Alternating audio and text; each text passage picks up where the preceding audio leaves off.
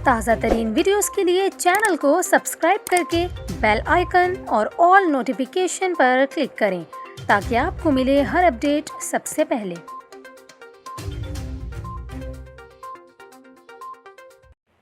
और अभी आपको बताएं, कराची के बिजली सारिफीन के लिए अच्छी खबर आ गई है, क्योंकि सितंबर के लिए के इलेक्ट्रिक की बिजली मज़ीद सस्ती होने का इम्कान है, जबकि बाकी मुल्क में सारिफीन को बिजली का एक और झटका भी लग सकता है। के इलेक्ट्रिक ने माहाना फ्यूल प्राइस एडजस्टमेंट की मद में नेपरा में दरख्वास्त दायर कर दी है, जिसमें सितंबर के लिए बिजली 4 रुपये 62 पैसे फ़ी यूनिट सस्ती करने की इस्तदा की गई है।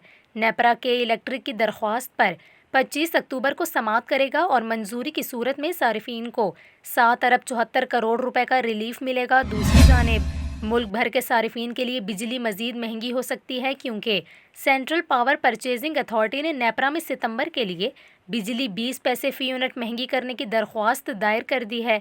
CPPA की माहाना फ्यूल प्राइस एडजस्टमेंट की दरख्वास्त पर नेपरा 26 अक्टूबर को समाअत करेगा।